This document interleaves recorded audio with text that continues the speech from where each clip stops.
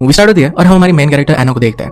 एना real estate का business करती थी। एना का एक बॉयफ्रेंड था और इसका नाम था जेरेमी। हम इसे जेरेमी के साथ देखते हैं। वो दोनों साथ में एक फ्लैट देखने के लिए गए पर उन दोनों को थोड़ा सा भी पसंद नहीं आता तो दोनों बाहर आ जाते हैं। इसके बाद वो दोनों बात कर रहे थे। उसे डिनर के लिए पूछता है और कहता है कि शाम को 8 बजे उसके पास आ जाए। एना को इसलिए कह रहा था ताकि एना को अपने डैड से भी मिलने के लिए जाना था। इसके बाद एना अपने लिए न्यू ड्रेस बाय करने के लिए आई हुई थी। तभी वहां पर उसकी एक फ्रेंड आती है। फ्रेंड ने उसे कहा कि गेस करो कि मैंने क्या देखा। एना ने कहा कि मुझे पता नहीं, मुझे बता दो। फ्रेंड ने उसे कहा कि मैंने जेरेमी को एक ज्वेलरी शॉप से बाहर आते हुए देखा। इसका मतलब वो एना के लिए प्रपोजल रिंग बाय करने के लिए गया था। ये सुनने के बाद एना बहुत ही खुश हो जाती है। वो प्रैक्टिस करने लगे कि जेरेमी जब उसे रिंग देगा तो किस तरीके से सरप्राइज रिएक्ट करेगी। वो बहुत ही ज्यादा हैप्पी थी और एक्साइटेड हो जाती है। इसके बाद एना अपने डैड से मिलने के लिए बाहर में जाती है। उसके डैड इंपोर्ट एक्सपोर्ट कंपनी में काम करते थे। वह एक आदमी पास में बैठा था और एना को मैरिज के लिए प्रपोज करता है। एना उसे मना कर देती है, कहती है कि मेरी भी अब एंगेजमेंट होने वाली है। तभी वहां पर उसके डैड आ जाते हैं और ये सुनकर वो भी बहुत ही ज्यादा खुश थे। वो एना को कांग्रेचुलेशंस करते हैं। उन्होंने उसे लीप ईयर के बारे में बताया। एना कहती है कि ये सब चीजें मिथ है।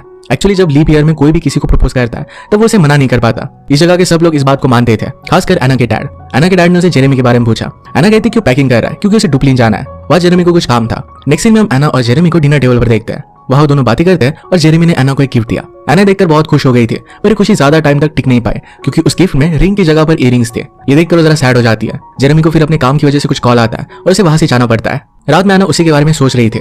अपने लैपटॉप पर लीप ईयर के डे के बारे में देखती है। वो एक आयरिश परंपरा थी। अगर कोई किसी को प्रपोज करे तो सामने वाले इंसान को उसे हाँ कहना ही पड़ता है। इसके बाद वो अपना बैग पैक कर लेती है क्योंकि वो डुप्लिन जाने वाली थी। वहां वो जेरेमी को प्रपोज करेगी।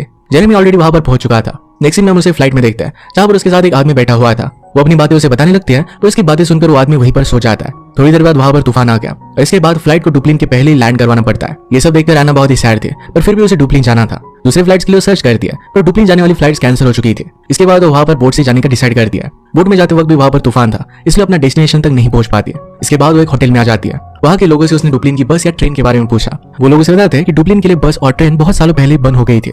इसके बाद उनसे टैक्सी के बारे में पूछती है। वहां कौन है जिसका नाम था डिक्लेयर, उसे टैक्सी का कार्ड देता है जिस पर उसका नंबर था। उसे कॉल करने के लिए उसने अपना फोन देखा पर उसकी फोन की बैटरी डेड हो गई थी। इसके बाद वो लैंडलाइन से उसे कॉल करती है। वो टैक्सी ड्राइवर से कहता है कि वो अमेरिकन को कहीं पर भी नहीं लेकर जाता। वो उसे पूछती है कि तुम्हें कैसे पता कि मैं अमेरिकन हूँ। तभी डिक्लेन पीछे से निकल कर आता है और वही उसे बात कर रहा था। वही वो टैक्सी ड्राइवर था। एना उसे कहती है कि डुप्लिन ले जाने के लिए मैं तुम्हें 500 यूरोस दूंगी पर इस बात के लिए उसे मना कर देता है। अब एना को अगर यहाँ से जाना होगा तो मॉर्निंग में कोई रास्ता मिलेगा।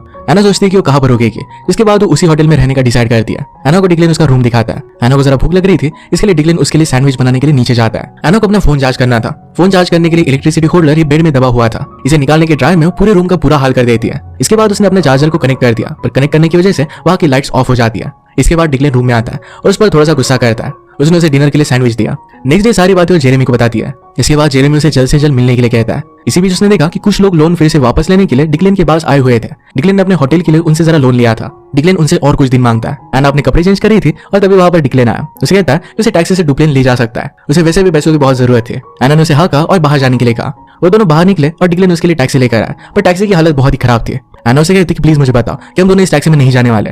डिक्लेन उसे कहता है कि हम इसी टैक्सी से जाने वाले हैं। डिक्लेन ने एना का बैग टैक्सी में रखा। इसके बाद वो वहां से निकल जाते हैं।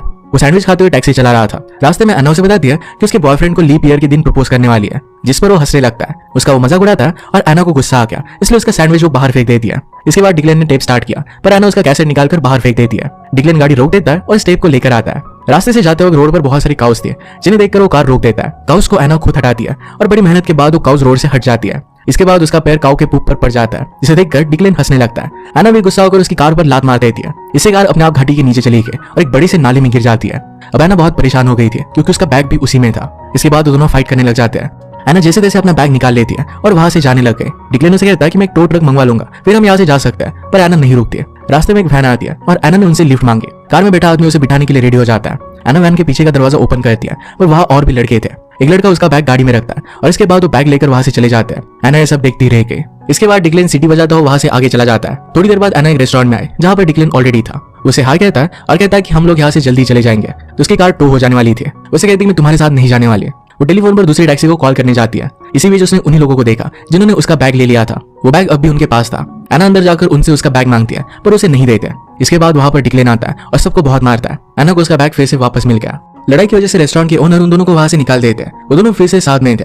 चलते चलते वो दोनों एक रेलवे स्टेशन पर पहुंचते हैं। वो दोनों वहां एक वर्कर से ट्रेन के बारे में पूछते हैं। उन्हें बताता है कि ट्रेन 3 आवर्स में आने वाली है। ये सुनकर वो बहुत ही खुश होती है। डिक्लेन ने वहां पर सामने कैसल देखा और उसे वो कैसल में घूमने के लिए कहता है। एना उसे मना कर देती है क्योंकि नहीं चाहती थी किसी भी हालत में उसकी ट्रेन मिस हो जाए। इसके बाद वो वहां पर अकेला ही जाने लग जाता है।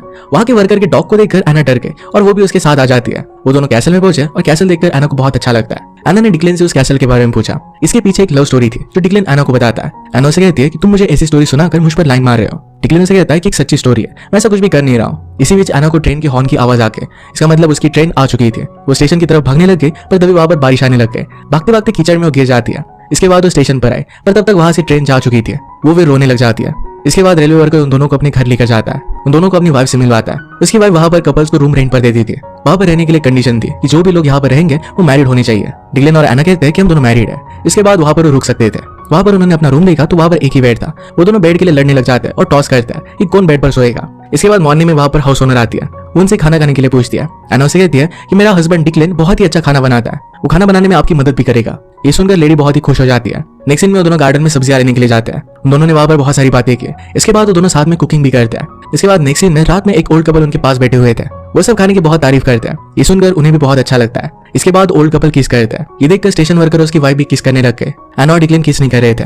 दोनों ने उन्हें किस करने के लिए कहा। प्रेशर में आकर उन दोनों को किस करना ही पड़ता है, पर ये किस एक बहुत ही रियल किस था। इसके बाद वो दोनों सो गए। डिक्लेन को नींद नहीं आ रही थी, इसलिए एना उसे अपने साथ ही बेड पर सोने के लिए कह दिया। दोनों को आज रात नींद नहीं आ रही थी। वो एक दूसरे के बारे में ही सोच रहे थे। सुबह एना जेरेमी से बात करती है और उसे सारी सिचुएशन समझाती है। आज तो एना को डुबलिन जाना ही था। वो ट्रेन के लिए उस वर्कर से पूछती है, पर उसे कहता है कि आज संडे है और आज के दिन कोई भी ट्रेन यहाँ से नहीं जाएगी। ये सुनकर उसे कहती है कि प्लीज उसे डुबलिन छोड़ दे। वो जितने चाहे उतने पैसे उसे देने के लिए रेडी थी। उसे कहता है कि पैसों की बात नहीं है, एक्चुअली उसकी वाइफ आज ही शॉपिंग करने के लिए डुबलिन गई हुई थी और वो रात में आएगी। इसका मतलब है एना ने डुबलिन जाने की और एक अपॉर्चुनिटी मिस कर दी थी। इसके बाद वो दोनों पैदल ही बस स्टैंड की तरफ जाने लगते हैं। अचानक से तेज बारिश होने लग गई। वो दोनों एक चर्च में आ गए। वहां पर एक वेडिंग चल रही थी। वो दोनों उस वेडिंग में इन्वॉल्व हो जाते हैं। वो दोनों एक जगह पर बैठे हुए थे। डिक्लेन उसे कहता है मुझे शादी वगैरह ये सब चीजें पसंद नहीं है। एना से पूछती है कि ऐसा क्यों है। उसे कहता है कि पहले मेरी जिंदगी में एक लड़की थी, कुछ रीजन की वजह से वो दोनों एक नहीं हो सके। इसके बाद ब्राइड अपने हस्बैंड को कुछ प्रॉमिसेस कर दिया। ये सब देखकर डिक्लेन वहां से उठकर चला जाता है। उसके पीछे पीछे एना भी आ गई। उसे कहता है कि मुझे ये सब चीजें बकवास लगती है। उसकी ये सब बातें एना को अच्छी नहीं लगती और वो भी वहां से चली जाती है। और इसके बाद रात में वेडिंग पार्टी हो रही थी और एना अकेली बैठी हुई थी। डिक्लेन उसके पास आकर बैठ जाता है और उसे डांस के लिए पूछता है। एना ने उसे मना कर दिया। डिक्लेन उसे इंसिस्ट करता है और इसके बाद वो दोनों डांस करते हैं। दोनों को डांस करने में बहुत मजा आ रहा था। एना भी डांस करके बहुत खुश थी। इसके बाद एना किसी और के साथ डांस करने लगती है और वो आदमी एना को गोल गोल घुमाने लगता है।